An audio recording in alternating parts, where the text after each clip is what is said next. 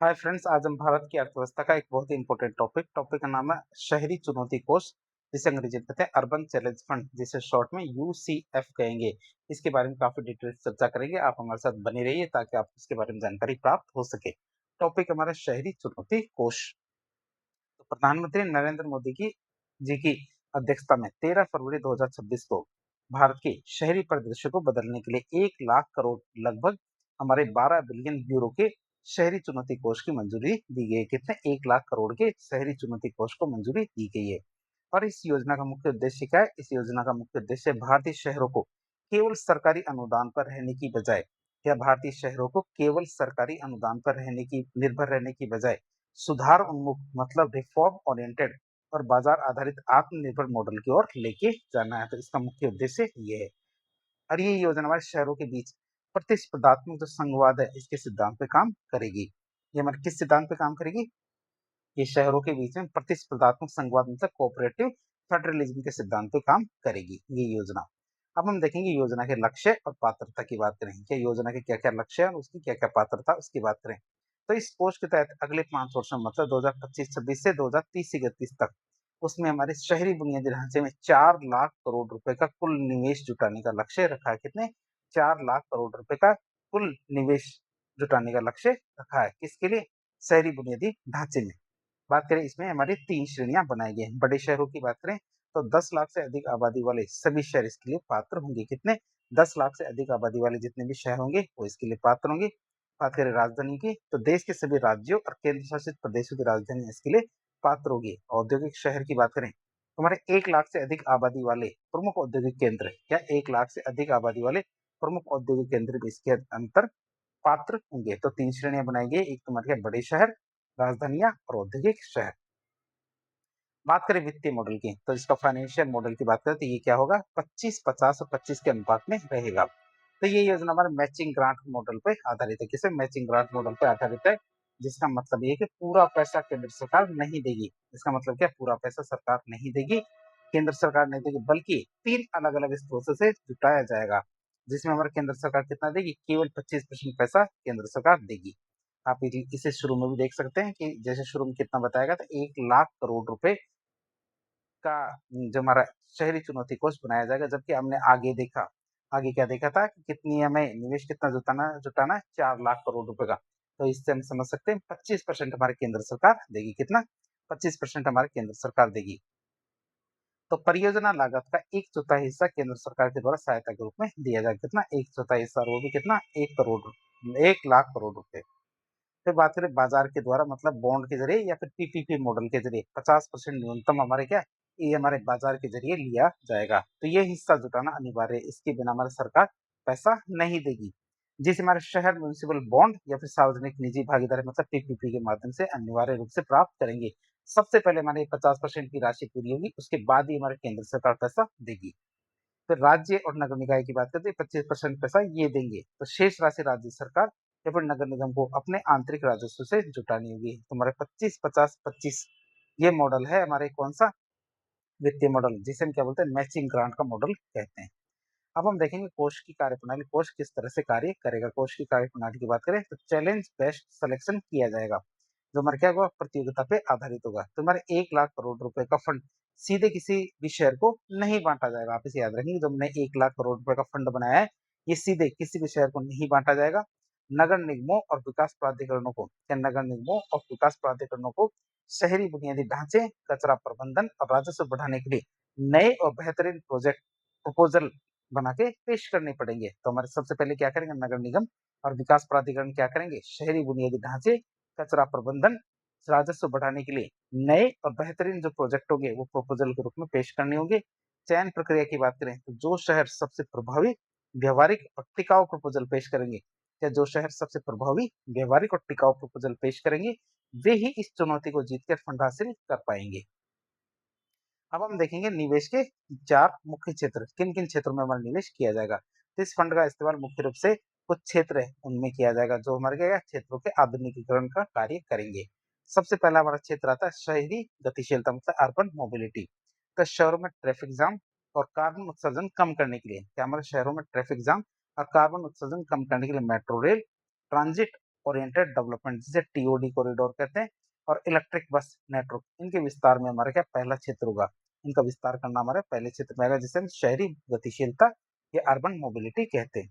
फिर जलवायु अनुकूल ढांचे की बात की, क्लाइमेट रेजिलियंट की, तो बाढ़ नियंत्रण के लिए आधुनिक ड्रेनेज सिस्टम और स्पंज सिटी का निर्माण करना। क्या बाढ़ नियंत्रण के लिए हमारे आधुनिक ड्रेनेज सिस्टम और स्पंज सिटी का निर्माण करना इसमें शामिल है, दूसरे क्षेत्र के रूप में। तीसरा क्षेत्र आता है हमारे कौन सा, अपशिष्ट प्रबंधन, जिसे सर्कुलर इकोनॉमी भी कहते हैं। तो शून्य अपशिष्ट मतलब जीरो वेस्ट लक्ष्य के तहत, इसके तहत जीरो वेस्ट लक्ष्य के तहत ठोस और गीले कचरे के, इसके तहत हमारे जीरो वेस्ट लक्ष्य के तहत ठोस और गीले कचरे के वैज्ञानिक निपटान के लिए आधुनिक रिसाइकलिंग और वेस्ट टू एनर्जी प्लांट की स्थापना की जाएगी। क्या आधुनिक हमारी रिसाइकलिंग और वेस्ट टू एनर्जी प्लांट की स्थापना की जाएगी। फिर वित्तीय सुदृढ़ीकरण की बात करें तो नगर निगमों को आर्थिक रूप से मजबूत बनाने के लिए, क्या नगर निगमों को आर्थिक रूप से मजबूत बनाने के लिए उनकी प्रॉपर्टी टैक्स प्रणाली को डिजिटलीकरण करना, क्या उनकी जो प्रॉपर्टी टैक्स प्रणाली उनका डिजिटलीकरण करना, और उन्हें शेयर बाजार से फंड जुटाने मतलब म्यूनिसिपल बॉन्ड के योग्य बनाना। तो हमारा क्या तीसरा तीसरा क्या चौथा क्षेत्र है। पहला क्षेत्र हमारा शहरी गतिशीलता मतलब अर्बन मोबिलिटी, दूसरा क्षेत्र हमारा क्या जलवायु अनुकूल ढांचा, तीसरा अपशिष्ट प्रबंधन, और चौथा था हमारा वित्तीय सुदृढ़ीकरण, जिनके जरिए हमारे क्या आधुनिकीकरण को बढ़ावा दिया जाएगा। तो इन चार क्षेत्र जिनके अंदर पैसा खर्च होगा, किसका, शहरी चुनौती कोष या अर्बन चैलेंज फंड का। अब बात करेंगे नगर निगमों के लिए कड़ी पात्रता शर्तें। नगर निगम क्या है, इसके अंदर शामिल हो सकते हैं, लेकिन पात्र बनने के लिए उन्हें कड़ी शर्तों का पालन करना पड़ेगा। तो फंड का लाभ उठाने के लिए नगर निकायों को खुद को प्रशासनिक और वित्तीय रूप से सक्षम साबित करना पड़ेगा कि भाई हम बहुत ज्यादा सक्षम है, तभी वो इसके अंदर पार्टिसिपेट कर सकते हैं। सबसे पहला तरीका आता है इसमें क्रेडिट रेटिंग अनिवार्य। तो भाग लेने वाले नगर निगमों का किसी मान्यता प्राप्त एजेंसी से, क्या भाग लेने वाले नगर निगमों का किसी मान्यता प्राप्त एजेंसी से क्रेडिट रेटिंग ऑडिट करवाना अनिवार्य है। क्या क्रेडिट रेटिंग ऑडिट करवाना अनिवार्य है, और अच्छी रेटिंग वालों को, क्या अच्छी रेटिंग वालों को प्राथमिकता मिलेगी ताकि वे भविष्य में बॉन्ड जारी कर सके। फिर राजस्व वृद्धि की प्रतिबद्धता की बात करें तो निकाय को यह लिखित गारंटी देनी होगी, जो भी हमारे नगरीय निकाय हैं उनको ये लिखित गारंटी देनी होगी कि वे अगले 3 सालों में अपने अतिरिक्त आंतरिक टैक्स जैसे प्रॉपर्टी टैक्स या यूजर टैक्स इनकी वसूली को 20 से 30% तक बढ़ाएंगे। जो उनका आंतरिक टैक्स है जैसे हमारे प्रॉपर्टी टैक्स और यूजर टैक्स, यूजर चार्ज, इन सबको बढ़ाएंगे क्या अगले 3 वर्षों में, ये लिखित रूप से गारंटी देनी होगी। और कर चोरी रोकने के लिए जीआईएस मैपिंग तकनीक का उपयोग करेंगे, किसकी, जीआईएस मैपिंग तकनीक का उपयोग करें किसके लिए, कर चोरी रोकने के लिए। तो डिजिटल वित्तीय खातों की बात करें, पिछले 3 वर्षों के ऑडिटेड खाते, क्या पिछले 3 वर्षों के ऑडिटेड खाते पूरी तरह से डिजिटल किए जाएंगे। केवल डबल एंट्री अकाउंटिंग सिस्टम, जो डबल एंट्री अकाउंटिंग सिस्टम है लागू करने वाले शहर को प्रपोजल दे सकेंगे। क्या डबल एंट्री अकाउंटिंग सिस्टम लागू करने वाले शहर क्या इसका प्रपोजल दे पाएंगे। फिर आधुनिक मास्टर प्लान की बात करें तो शहर के पास आगामी 20 वर्षों का जीआईएस आधारित स्वीकृत या जीआईएस आधारित स्वीकृत मास्टर प्लान होना चाहिए, जिसमें हमारे पर्यावरण संरक्षण और स्लम मतलब झुग्गी विकास के स्पष्ट नियम होंगे। फिर छोटे शहरों की बात करें, जो हमारे टीयर 2 और टीयर 3 के शहर है उनकी बात करें तो उनके लिए विशेष पहल की गई है। तो क्रेडिट रेटिंग सुधार कोष की बात करें तो देश के 4223 छोटे शहरों की वित्तीय साख मतलब क्रेडिट रेटिंग सुधारने के लिए 5,000 करोड़ का एक अलग से समर्पित कोष बनाया गया। कितना, 5,000 करोड़ रुपए का एक अलग से समर्पित कोष बनाया जाएगा, जो कहेंगे क्रेडिट रेटिंग सुधार कोष, कितने के लिए, 4,223 शहरों के लिए। फिर ऋण चुकौती गारंटी की बात करें तो जो छोटे शहर पहली बार बाजार से ऋण लेंगे, जो छोटे शहर हमारे पहली बार बाजार से ऋण लेंगे, उन्हें सरकार की ओर से 7 करोड़ रुपए या ऋण की 70% की गारंटी दी जाएगी। या तो 7 करोड़ रुपए या फिर ऋण की 70% तक की गारंटी दी जाएगी, ताकि उनका बाजार पर भरोसा बना रहे, कि बाजार उन पर भरोसा कर सके। फिर स्पन सिटी विजन की बात करें, स्पन सिटी विजन की बात करें तो मुंबई, चेन्नई, बेंगलुरु जैसे जो महानगर है उनमें अत्यधिक कंक्रीट की वजह से बारिश का पानी जमीन में जा ही नहीं पाता, जिससे शहरी बाढ़ मतलब अर्बन फ्लडिंग की गंभीर समस्या पैदा होती है। यूसीएफ मतलब अर्बन चैलेंज फंड के तहत शहरों को स्पंज की तरह विकसित किया जाएगा। शहर होंगे उनको किस तरह से विकसित किया जाएगा, स्पंज की तरह विकसित किया जाएगा।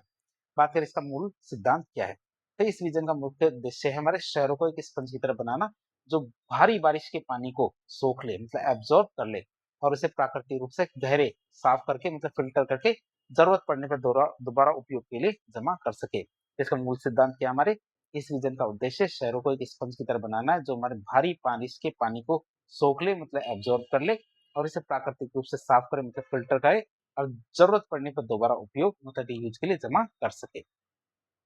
फिर पारगम्य फुटपाथ की बात करें, परमिएबल पेवमेंट की बात करें, तो शहरों के किनारे, शहरों के सड़कों के किनारे फुटपाथों और पार्किंग में सामान्य कंक्रीट की जगह विशेष पारगम्य कंक्रीट मतलब खोखली ईंटें लगाई जाएगी, ताकि पानी सीधे जमीन के अंदर रिस सके। क्या लगाई जाएगी? खोखली ईंटें लगाई जाएगी, ताकि पानी क्या सीधे जमीन के अंदर रिस सके।